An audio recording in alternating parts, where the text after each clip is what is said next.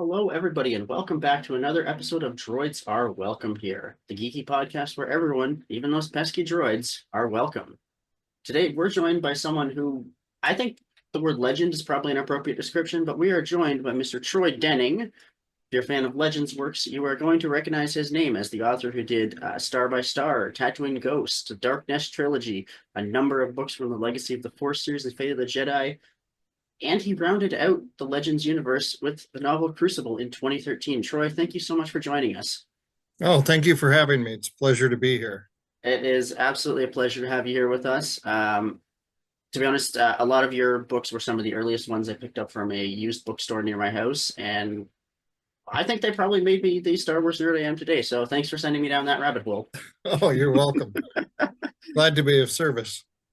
So, for those of us who don't know you, how would you describe what you do and who you are?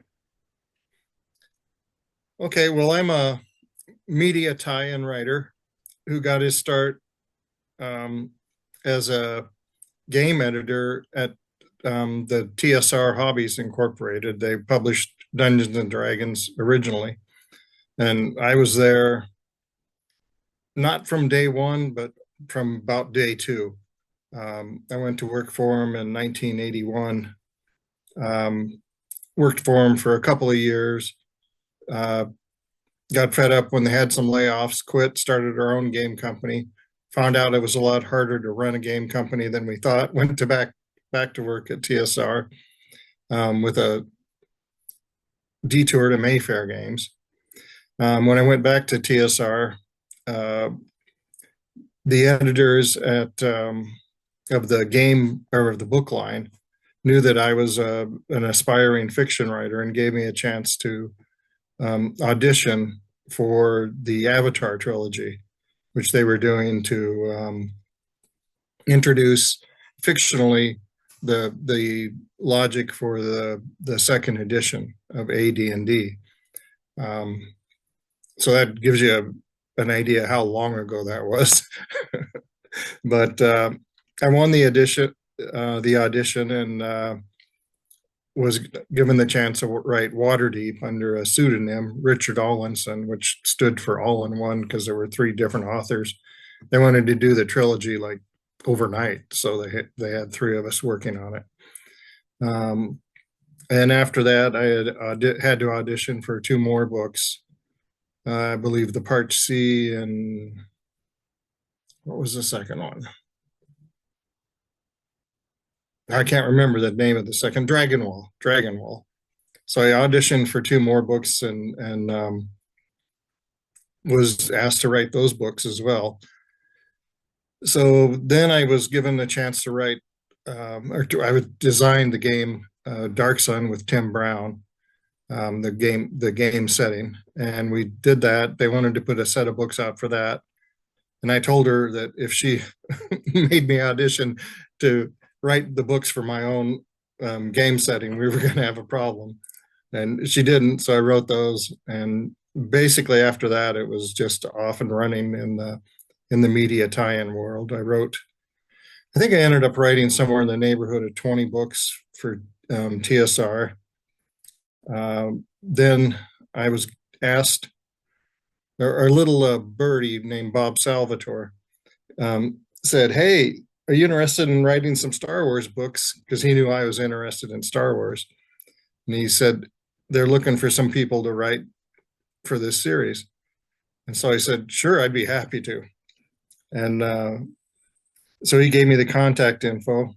I sent Shelley Shapiro, who was the contact, an email saying, I hear you're looking for writers to work in Star Wars, and I'm very interested. And she said, "Great. Yeah, Bob mentioned you, and send me a sample."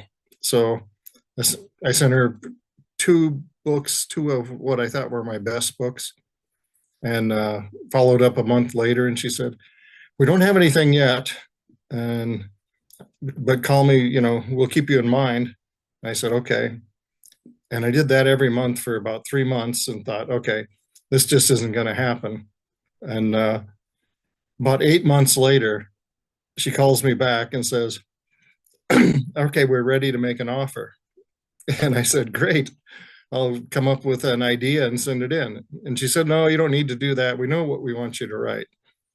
And I said, great.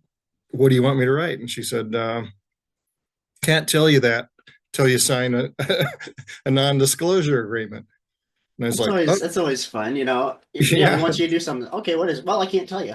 yeah, exactly. Yep, that was what happened. But it got worse.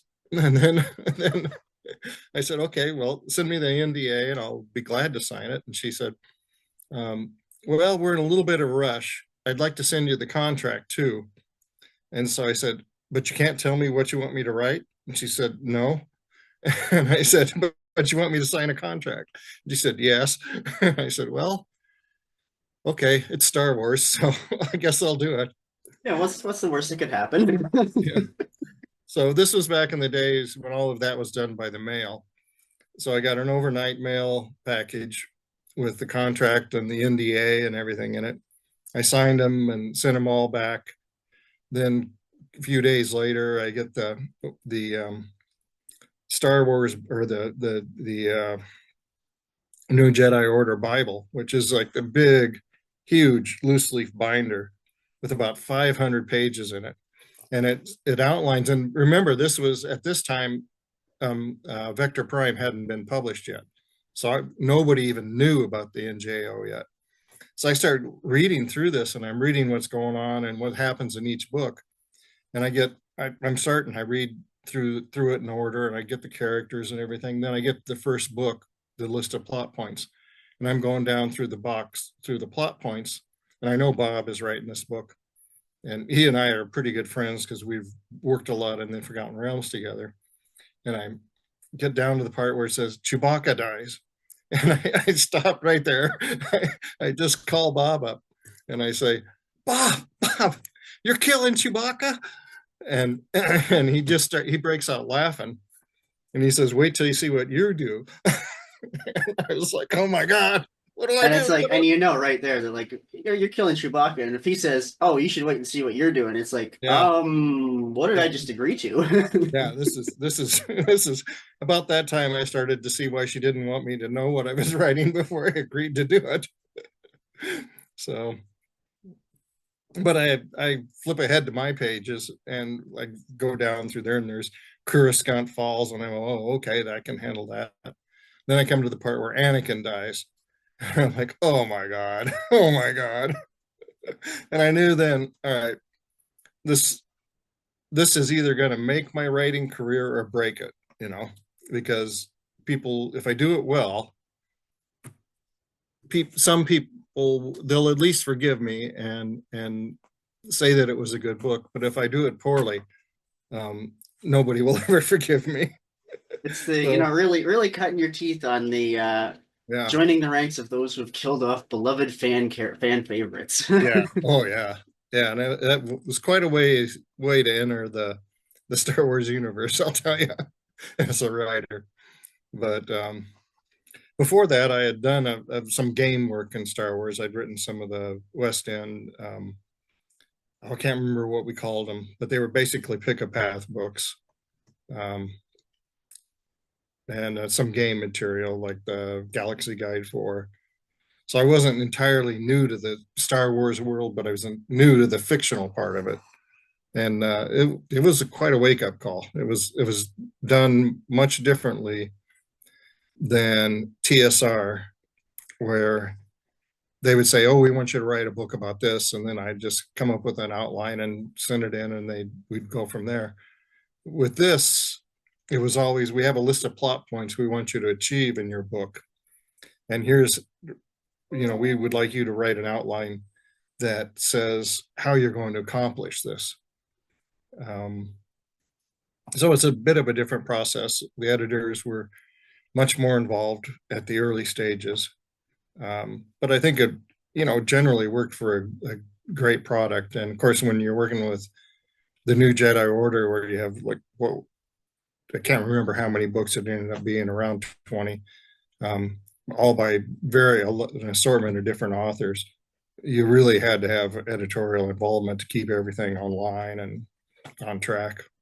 I can't remember what you asked now, but No, that's interesting. So I would have, talking with a lot of authors who are doing materials now, a lot of it is very much, pitch your idea. We'll give you kind of some guidance on what it was, but kind of run free a little bit. So it was very much more of a kind of here's a bulletin list of what we want done, but how you do it is up to you. yeah. Well, you would get to suggest how you do it, and then you would go back and forth on the outline. You'd revise the outline several times, and before everybody came to an agreement about exactly what you were going to do in the story, which was actually a great way to work because it improved your outlines, it improved the story a lot, rather than just one guy sitting down and saying, "This is where I'm going to go." Um, all of the people that I was working with were really super talented, and whenever you would have them offer input, you were doing nothing but making the product better and making yourself look better. So it was a great privilege. Oh, that's so neat to know. Like I never would have thought that it would have been kind of that interconnected. Like I know a lot of people see Legends as kind of very loose and very much kind of just run with it, but that's interesting. So when you were writing Star by Star, was there any instances where maybe you wanted to add something and the editors decided, maybe let's kind of refocus that a little in this direction? Yeah, there was a lot of that. Nothing big that I can really remember, but the guidance was there at the outline stage, and then I wrote the manuscript, which was like this 800-page manuscript, and mailed it to them because we were still mailing things at that time. Mailed it to them, and then they marked it up by hand, sent it back to me, and there was always a couple of letters that were usually done by email with suggestions and comments and everything overall. But then the page by page comments would be on the pages, literally in red ink, and it was the old way of doing it. Um, but yeah, but there was a lot of that back and forth. But not only with the editors, you have to remember that you had, I think it was Matthew Stover writing before me with Trader, and I think it was Elaine Cunningham writing after me. And It was, yeah. yeah, yeah. So we had, um, you had to, as they're writing their book, you're writing yours, and you have to keep everything kind of in line, the continuity. So would go in and make a change, and he'd send me an email saying, "All right, this is what I did to change," and or is it okay if I do this? Will that mess you up? And then you'd work together back and forth like that. But Matt was he's kind of like me in that he's a perfectionist, and he would go through, he'd write a scene, and he'd send me an email saying this is what I did, and I'd say okay, and I'd adjust for that. Then he'd go back and he'd rewrite the scene and send me an email saying I took it back to the old way, and I'd say okay, and then I'd go back and adjust it and go back to the old way, and then he would go, oh man, I liked it the other way, or I thought of something new, and this went on. I don't know. There was one particular thing, I can't remember what it was. I just remember that he'd gone back and forth about 4 or 5 times, and finally I said, Matt, my deadline's in 2 weeks. Pick a lane and stick to it. And he did. But it was a fun process, and there was some of that with me doing the same thing to Elaine, but to hopefully a much lesser extent. I don't think I ever said undid something once I'd done it, and and made that change. I But love how like there's that camaraderie between the authors like within the new Jedi Order because like everything in that series was just so interconnected. It was really yeah, one book flowed into the next, and as you said, you have so many different yeah, authors working on it, so many different writing styles. So that's really interesting to learn. yeah. That's incredible. Well, it was a great experience, and it was because of Sue and Shelley and Leland and everybody who was associated with it. Just all kind of coming together on into one mind, that the editors were kind of directing. It I've never seen anything that big work that well. I kind of doubt that I'll ever see anything that big again. But it was a unique experience, that's for sure. So you said that like essentially they sent you just this giant several hundred page Bible outlining kind of what their vision for the new Jedi Order was. Did that go right up to the very end of the series, or was it kind of like up to a certain point? No, it went. It actually had more books plotted out, and when I say plotted out, that was just like a list of 1 or 2 pages of plot points. This happens. This happens. This happens. This happens. Um, and it had, I think, 23 or 24 books in the series in this Bible, plus notes on all of the characters and in all of the Yuzon Vong and the different species and races, um, different organizations. So it was all, it was just an incredible document that they had put together before, I think, before they even approached Bob. I know that Mike Stackpole was part of the original planning part group of the new Jedi Order, and I believe Aaron Alston was there, and Shelley and Sue. Leland Chi was almost certainly a part of that group, and Pablo Hidalgo. And then there would be a bunch of marketing people involved, and I don't know who they were at that time because that all happened about a year before they even approached me. And it was a year, I mean, it happened also at least a year before Bob wrote Vector Prime. So, I think that honestly makes Vector Prime a little bit more painful because I'd always thought that it was, more like a lot of modern writings where it's you kind of just, just roll with it.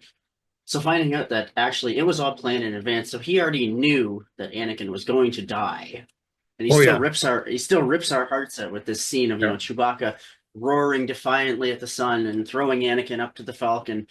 Oh, that just makes that even more painful that he already knew exactly what was going to happen. yeah, he did. Well played, well played. Yeah, it was pretty amazing. It was, um, and me reading what happened after Star by Star. You're going through and you're trying to keep all of that in. It's a lot to kind of Yeah, keep in the back of your head while also not accidentally jumping a little bit further than you should. yeah, yeah, exactly. And obviously you already kind of had an outline for what was going to happen with the new Jedi Order. In hindsight, all these years later, is there anything that maybe you would have wanted to do differently or maybe expand on? Oh, it's hard to remember. I mean, sometimes I can't even remember what happened in Star by Star. I mean, I can remember the big points, but not all of the I little. think that's probably the mark of a successful author right there. When you've written so many things over the years that just kind of it all blends together. Yeah. Um, as I recall, getting to the end of Star by Star, and first of all, it's the longest book I ever wrote. It was, I think, 180 or 90,000 words when I turned it in. 800 manuscript pages, which is about twice what they usually are. Um, so just getting to the end of that was an immense relief. It took me 8 months of like just writing all the time, and at the end, I was running uptight. I was running into the deadline really hard. So it was like I think I wrote the last chapter or two without sleeping for 3 days because it was close. I had to get it done, and I was so excited at that point that I don't know if I could have slept if I'd have tried. Um, so I honestly, I'm not saying that there isn't anything in it that should have been done better or possibly done differently. But looking back at it, I can't think of anything I would have done differently. So Um, growing up, so my Star Wars journey began with a copy of Heir to the Empire by Timothy Zahn. yeah, And it mine was too. just, and that one just, it took me from the start. It was just something about his writing style. And that led to me just going to a local used bookstore, and I didn't even look for what was kind of next in this series. I just grabbed whatever I could find. So like it was, I think I went from Vector Prime, and then I jumped three novels ahead from there, and to two ahead from there, and then I just kind of filled in the gaps.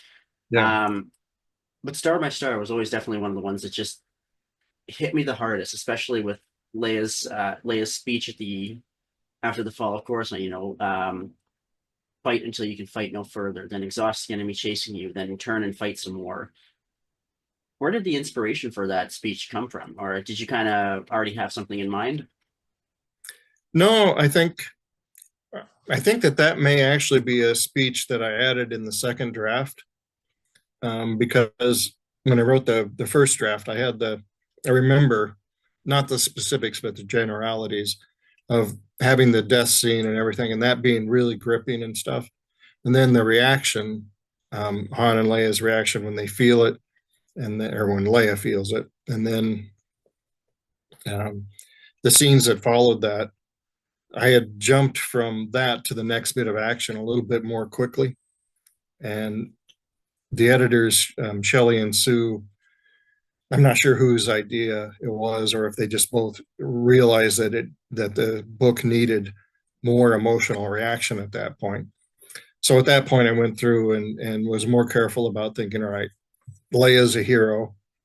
What is a hero who's just lost everything? Well, not everything, because she still had two other children, but who's lost, For now. yeah, so much. Yeah, for now, who has lost so much. How is she going to react? And what is she going to do? And she had, I mean, there's two choices basically. She either shuts down and gives up, or she comes out stronger. And everybody who knows who Leia is knows what the answer to that is going to be. So all I had to do was write the speech that brought that expressed that for her. Definitely, I think one of the more powerful speeches in the Star Wars universe.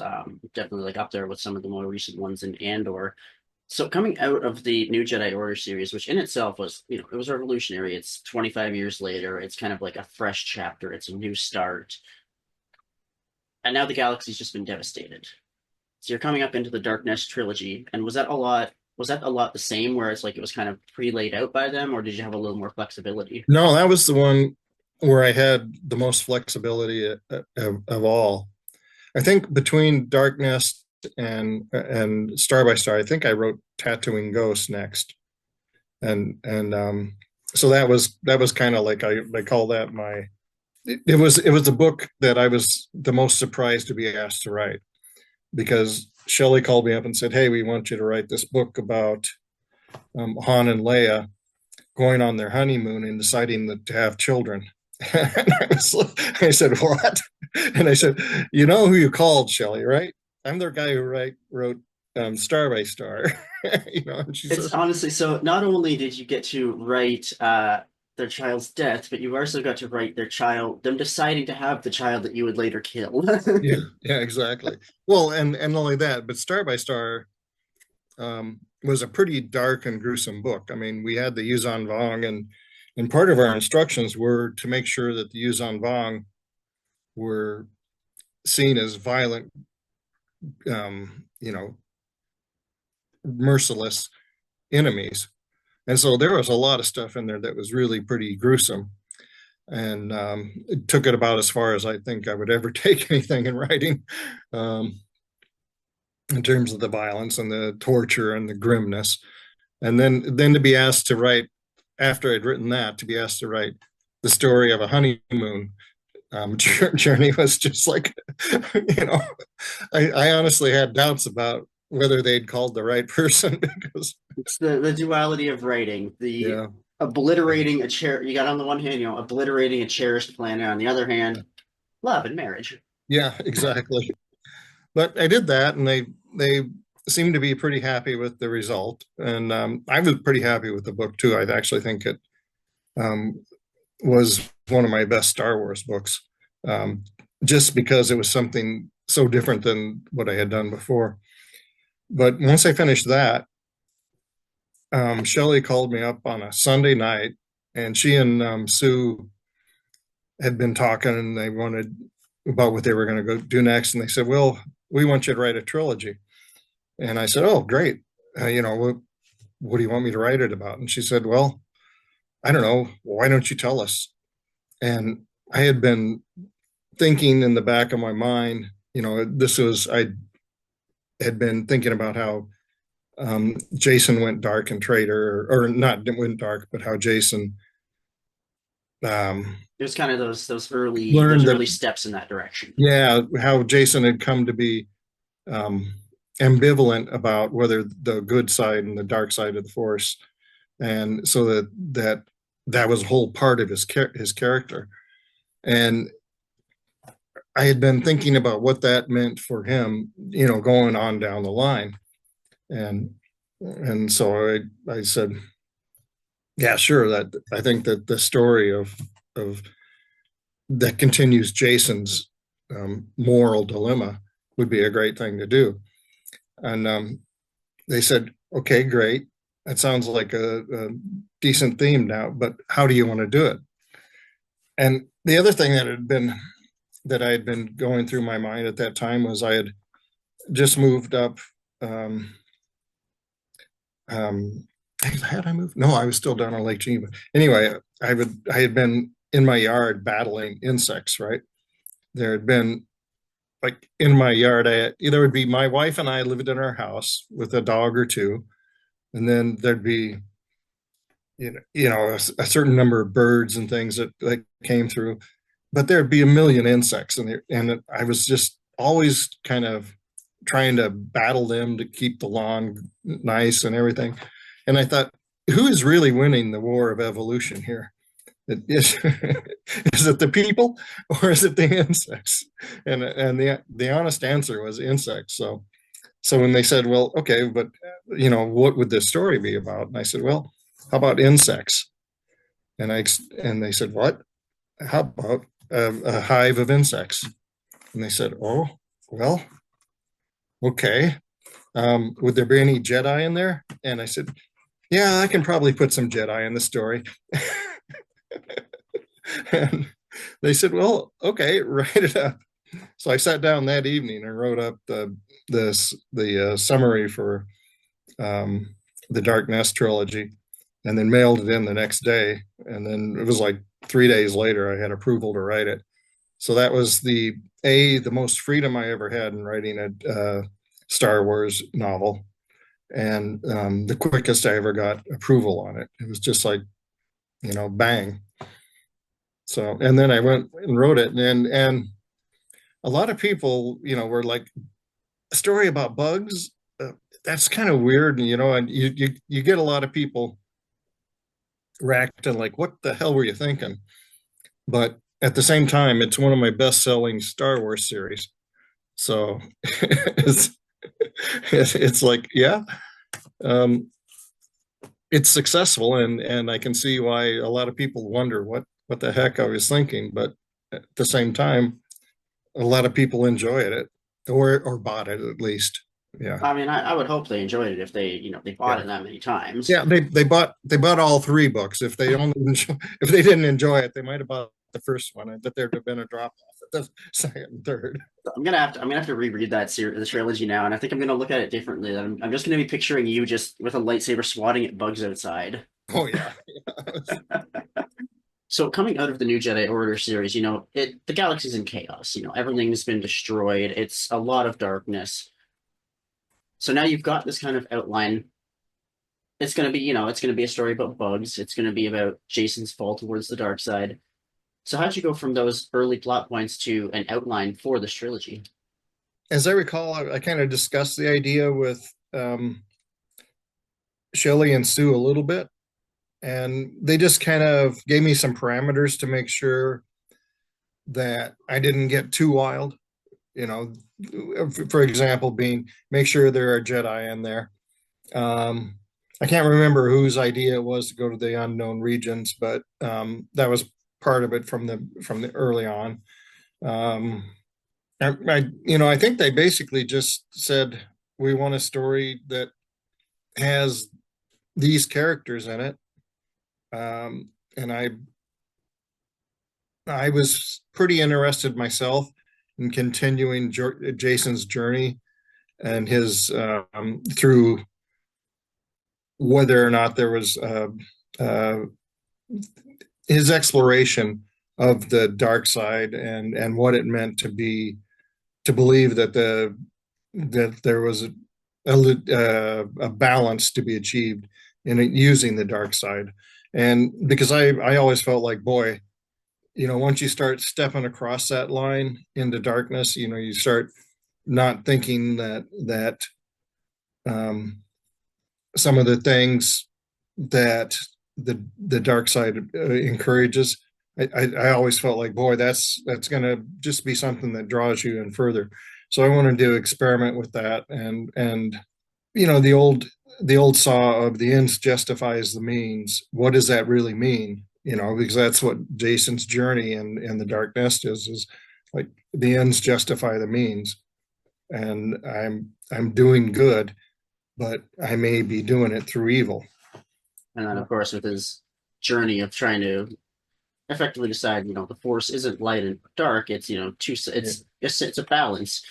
But it's Yeah. kind of his way of justifying to himself that, well, if I do this bad thing, but it's for a good reason, it's not evil. Yeah, exactly.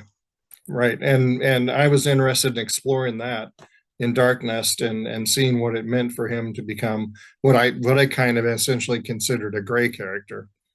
Um, and so that was basically where we said we're going to end up with that. And there wasn't at that point there wasn't a grand arcing plan to have Jason fall to the dark side. We were just kind of exploring what it meant to cross the line back and forth and not believe that there's a line. So at that point, it wasn't kind of set in stone that he's going to turn to the dark side. It was kind of a No, lot not more at all. flexible than that. Right. Yeah, I wasn't set at that point. It wasn't set. It wasn't set that he was going to fall to the dark side. I don't think that we made that decision until I was almost finished with the third book in the trilogy. Um, what was it? The Swarm War, right? Okay, so that Yeah. was okay. That makes it even more interesting. And then it kind of coming out of that into the Legacy of the Force series. With Legacy of the Force, was it like New Jedi Order, where it was kind of mapped out in advance again, or was it more kind of flexible? Um, it was. It wasn't mapped out in advance of us actually getting together to talk about it. They called us up as I was finishing up the Swarm War. I'm trying to remember these details because they're like many years ago. Um, but I was working on the Swarm War. They called me up and said, "Do you want to work on another large series?" And asked me if I wanted to work with Aaron and Karen Travis at that point. And I said, "Sure, that'd be fine." And then we I have to imagine no one ever says no to that question of, do you want to come work on Star Wars? I don't think anyone in history has ever been like, no, I don't really want to. It's happened. I'm sure. I know of people that were approached and either because they had conflicting schedules or just didn't want to work in a shared environment like that. Said no, but you know I, I'm a I was a Star Wars geek, gamer geek. It was pretty much assured that I would say yes. Of Um, course. So coming in, so you said that, so you're working with Aaron, you're working with Karen. Um, so kind of where to go from there. um, well, we had a meeting out at trying to think. I think it was at uh, Skywalker Ranch. I'm pretty sure that one was at Skywalker Ranch, where we just had the three of us come in. Boy, I may be getting confused. Whether Karen was there at that time. I think she was. Anyway, we had a meeting with all of the Sue, Shelley, Aaron, and I. I'm pretty. Karen must have been there. I just can't remember for sure. I think Um, she probably, because she did one of the earlier ones with Boba Fett. So I would imagine she probably was. yeah, she probably had to be there. And basically what we did was we sat around there was, I don't know, probably, I think there were two or three editors from Del Rey, Shelley and a couple of assistant editors, probably three or four from Lucasfilm, because there was Pablo, Leland, Sue, and a couple of other people. And then there was three or four marketing people or people from the executive branch. I think pretty sure Howard Rothman was there, um, because he would often say, well, George won't go there. He'll come here. Um, so we got in a room and just sat down for, I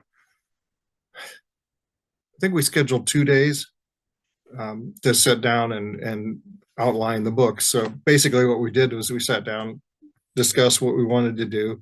Then we started writing plot points, where we wanted to start, where we wanted to end up. And then we just started filling in the books that way, what characters we would need, what act, what the climaxes would be at various points along the way, what the reverses would be, that kind of thing.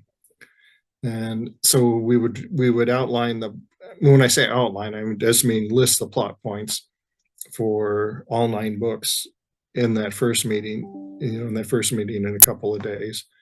And then we went home and every author would outline the first book that they were going to write. So I can't remember. I think Aaron went first, Karen went second. So Aaron would outline his first one, Karen outlined hers, and I outlined mine. And then we sent the outlines in. There was a lot of back and forth and making sure that they all jived. And then we sat down and started writing. And I think by the time we were finishing those books, it was time and getting ready to outline the next ones. There was a convention that we were all at, so we would arrange to have another one of those meetings at the convention, sit down and talk about where we had gone wrong and gotten off track, and where we were on track and how we wanted to revise that.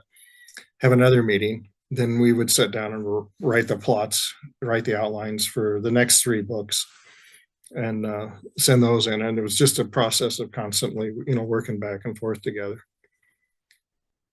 So That's so cool. And I have to imagine, that's probably it's got to be a lot of fun. Just do you remember any of the ideas that maybe didn't make the cut? oh no. There were probably 1,000, and I can't remember one of them. It's You've done a lot of works in your time. So yeah. as you're kind of coming through the this Legacy of the Force series, you really kind of continue Jason's fall down the dark side, and he ended up more or less idolizing his grandfather, Anakin Skywalker.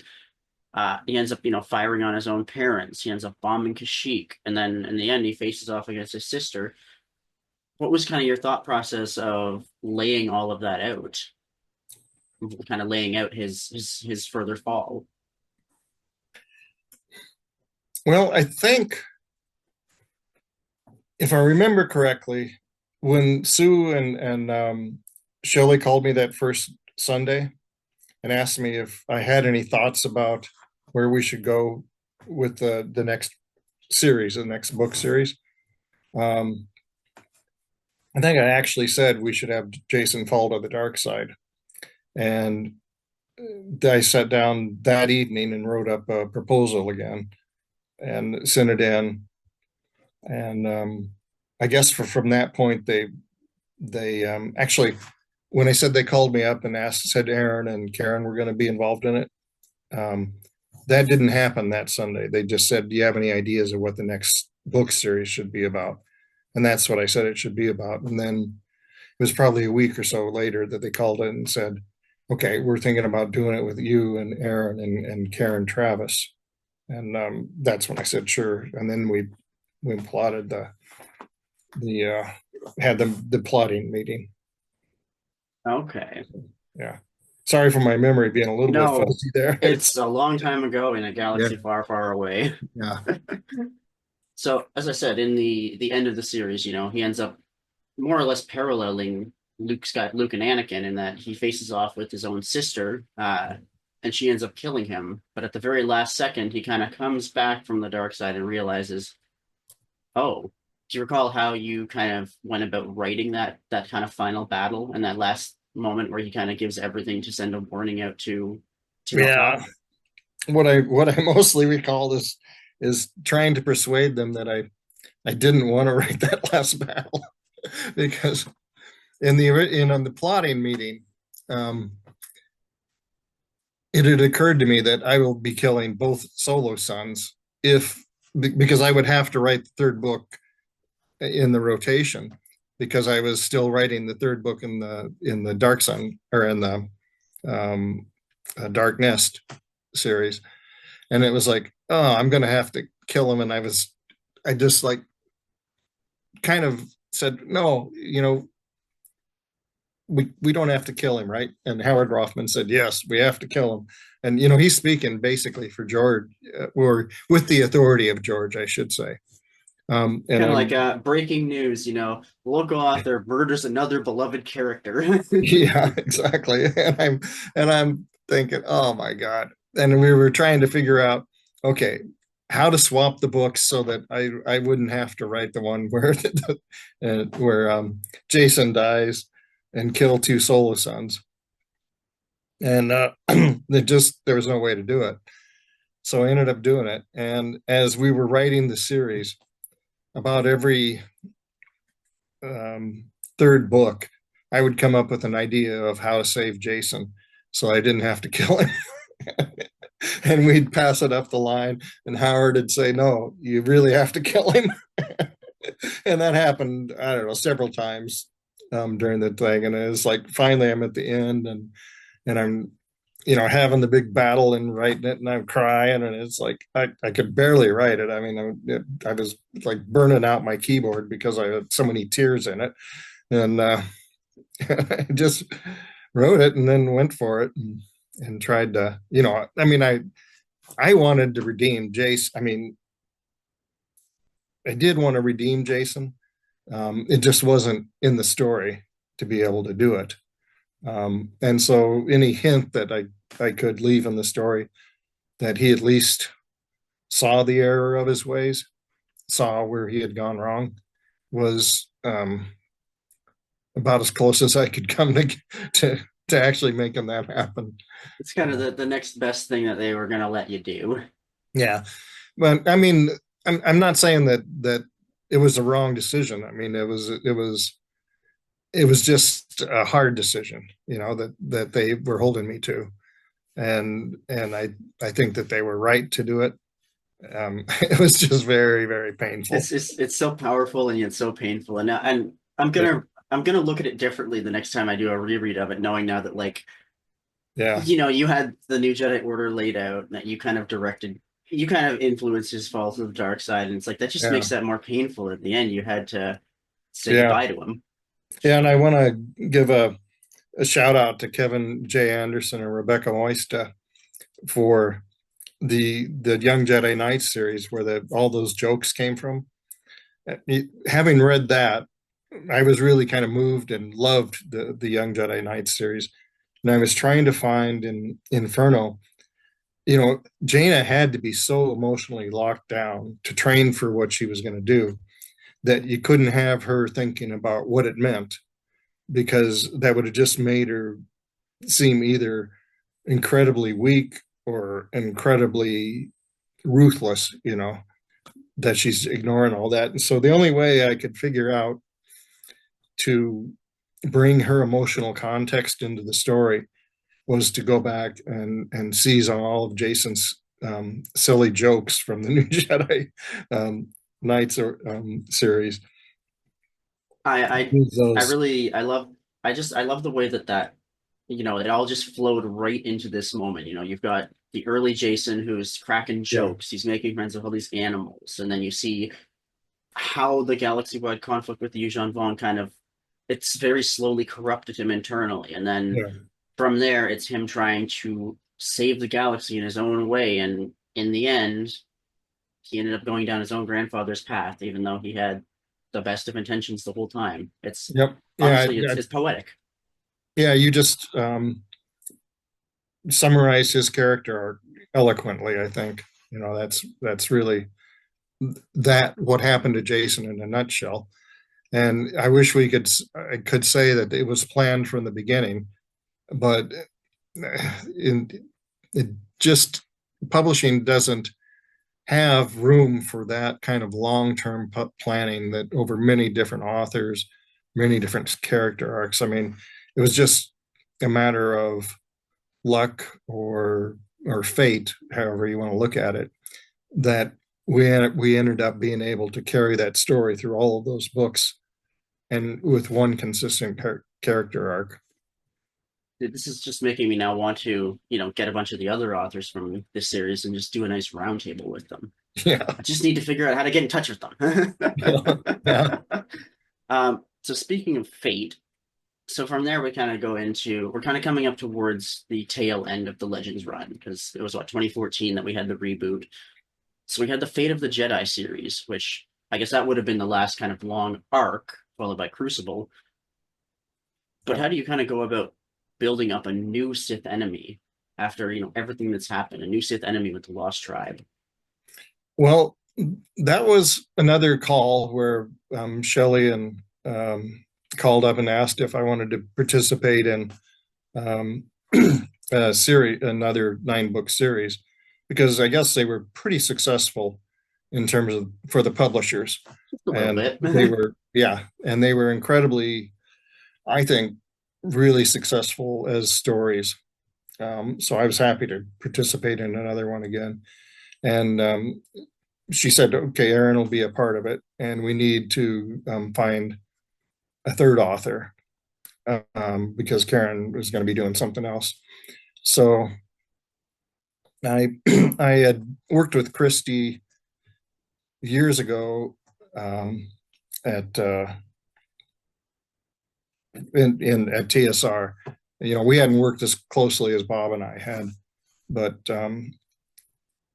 she had we'd cross paths and stuff, and I respected her as a writer, so I suggested they contact her, and they did. She said yes, and we once again we went out to San Francisco this time, not to the Skywalker Ranch, but to the Presidio, where I can't remember what they call that facility now, but where Lucasfilm had where they had all of the Lucasfilm sound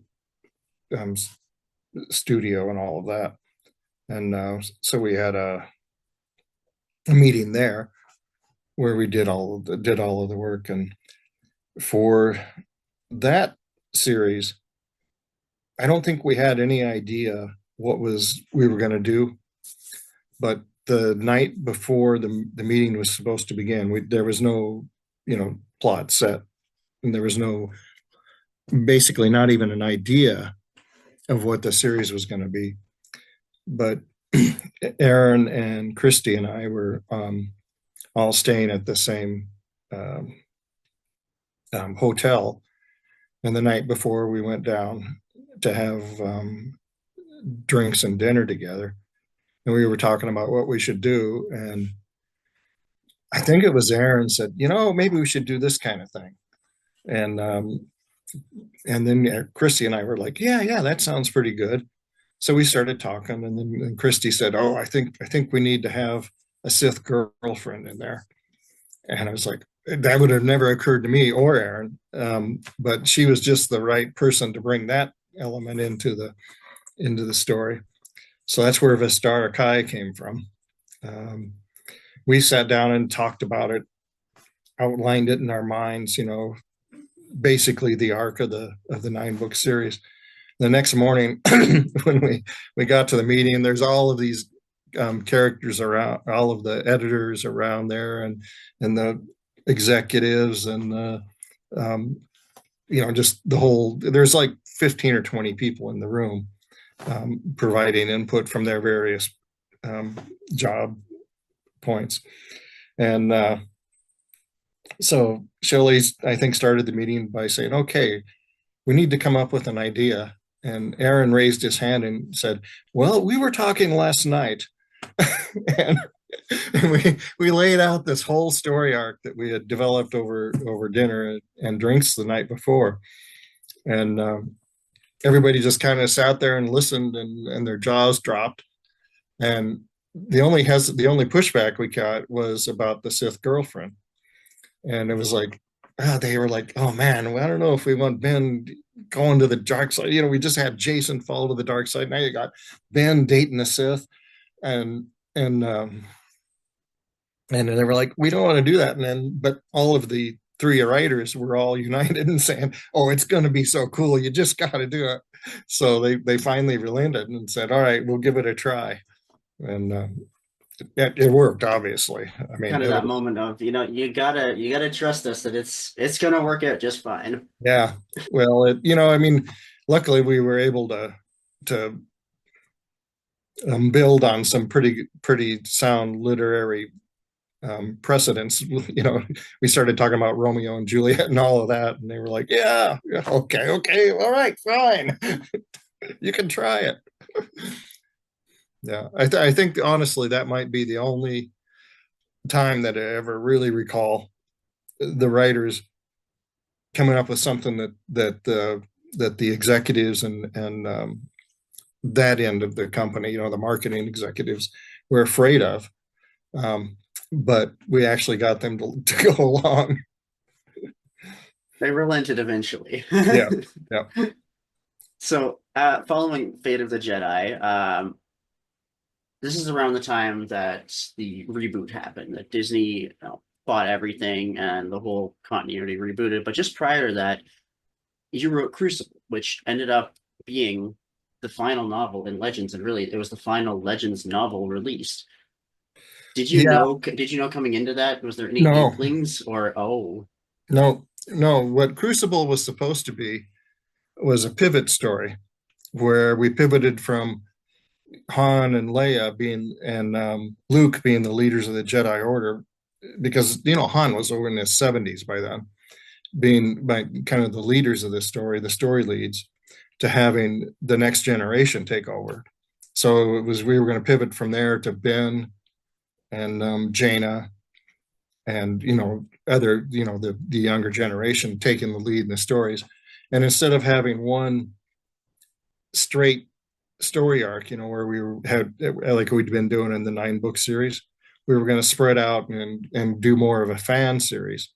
So Christie was going to do a series called Sword of the Jedi, and that was actually publicly announced, which would center on Jaina becoming the leader of the Jedi Order, which was just, I mean, I was so eager to see that I, done. I remember when that was announced, and I was just like, Oh yeah, I mean, boy. I mean, the childhood me was just like in shock. To like, oh my God, we're going here.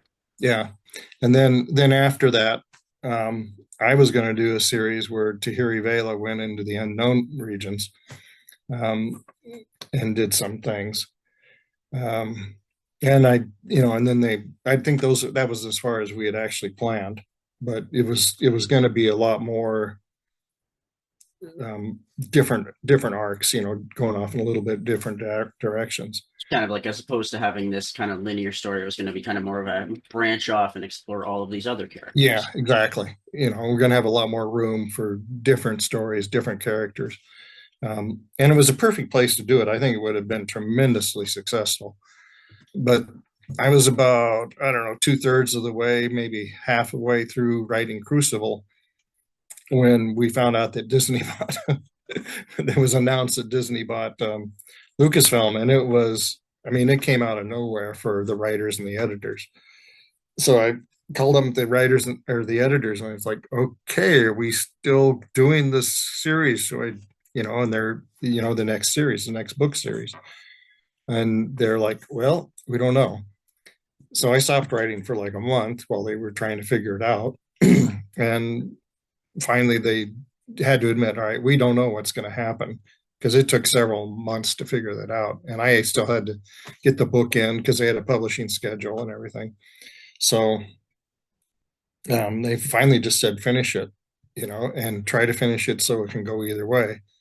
So that ended up changing the ending of Crucible in ways that I'm not entirely happy with. But if I would have finished it the way we had originally planned, it would have been a real odd, a real. It wouldn't have fit than what happened. It wouldn't have been the the finale, and if I had known that it was going to be the finale, I would have written it differently as well. But I didn't, and I was stuck in this kind of um, no man's world where I had to try and write something that would not be out of place no matter what happened. And frankly, I think the ending of the book suffered a little bit from that. And I'm definitely going to want to, get you on again at some point to do kind of a deeper dive on Crucible. I'll have to read it again. I'm going to have to read it again too. Yeah. I have a way too many things to read. I need more time, but Yeah.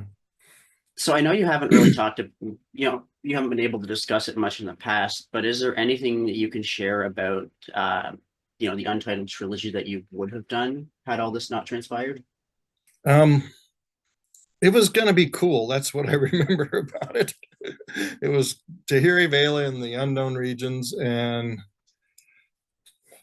I think Jag was going to be involved, but I can't remember now. I can't remember what the summary was, and what I had written was like a three book summary.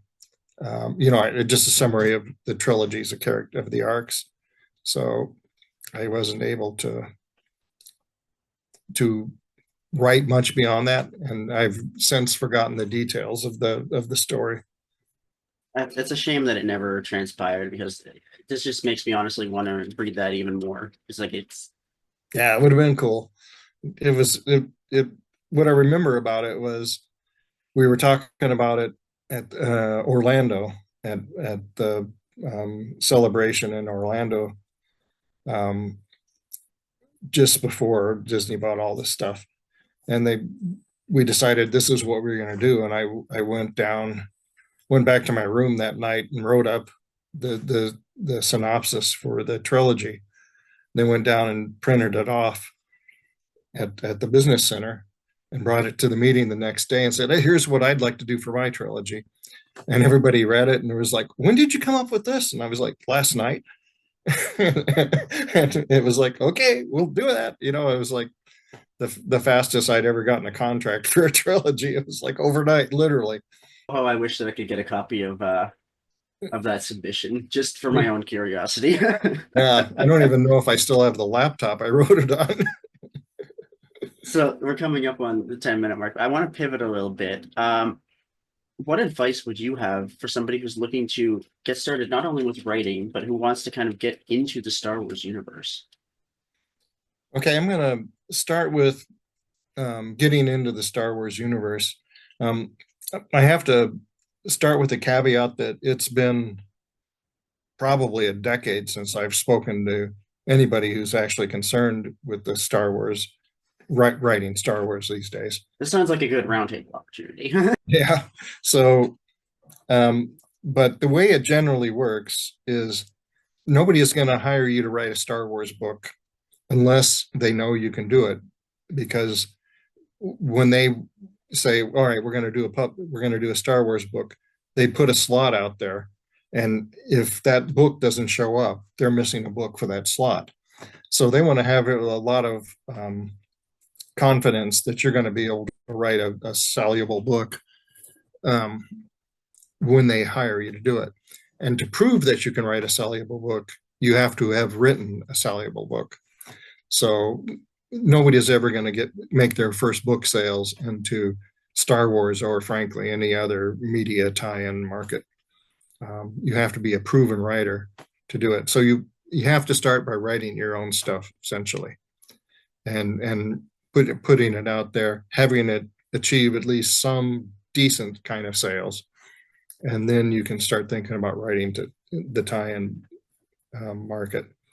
And I'm probably the sole exception to that because of the way I started my career working at a place where They were just developing tie-in writing and being, you know, working with the people who actually made the decisions day in and day out. We were all friends, and we were all, sometimes I was their boss, sometimes they were my boss, and it was a very unusual situation that is probably not repeatable these days. That yeah, and that honestly tracks a lot with how it is nowadays, where it's you need to be established first. They need to know that they can trust you to take the reins of these characters that everyone Yeah, loves. yeah. So for people who want to write novels for themselves, I urge you to study the form of writing. You don't just sit down and start writing a novel and trust that what comes out of your head is going to be interesting enough to sell. You need to understand how story structure works and how you create an engaging character. And to do that, you need to read and study the art of writing novels to a great extent. And I'll recommend two books to do that. The first book is Story by Robert McKee, and it's a book actually about screenwriting, but you can apply all of the principles in it to writing novels. The one I wanna wrap up with. What are you up to these days? Um, I'm still writing. I've done a lot of Halo work for the Halo franchise. I think I've written probably more books. I think somebody told me this. I wrote more books than anybody else for the Halo, no more novels for the Halo franchise than anybody else. I think I've written 7 so far. So I'm still working on that. I'm playing around because I'm approaching retirement age rapidly. And I'm playing around with other writers. I'm working on a project with Sebastian D. Castile, Dayton Ward, and Brian D. Anderson. We were doing a lot of conventions this last summer or so, and we started just spitballing about, what kind of world would be a great science fiction world, space opera kind of world. So we started spitballing the ideas, and we've been meeting for about a year on Zoom, or probably on Zoom, just to generate ideas once a week for this thing. We've developed this immense world with a great group of aliens about a space colonizing adventure. So I've been working on that. I've got a couple of projects about accelerated evolution, the science fiction story based on accelerated evolution that I want to explore. I've got several chapters of that written. So I've just been tinkering around with projects that capture my imagination, so that I know once I'm retired, I will have the time to go and write these things, because every time I try to sit down and start a book for myself, somebody comes along with a great offer for a tie-in novel, and it's like, oh man, I can't pass that opportunity. So, Well, you know that as soon as you get around to these projects, you can count on us to come in and support them, to help promote whatever we can. Looking forward to it. all right, great, thank you. So I want to say thank you for joining us. It has been such a pleasure having you here. Like I said, this is something that childhood me would not have believed, but it's been a great pleasure having you on with us. Okay, all right, and thanks for having me. I really appreciate it, and we'll come back and edit that version into that last book that I can't remember Absolutely, we'll because we'll it's definitely we'll do something again in the future. okay. All right, sounds good.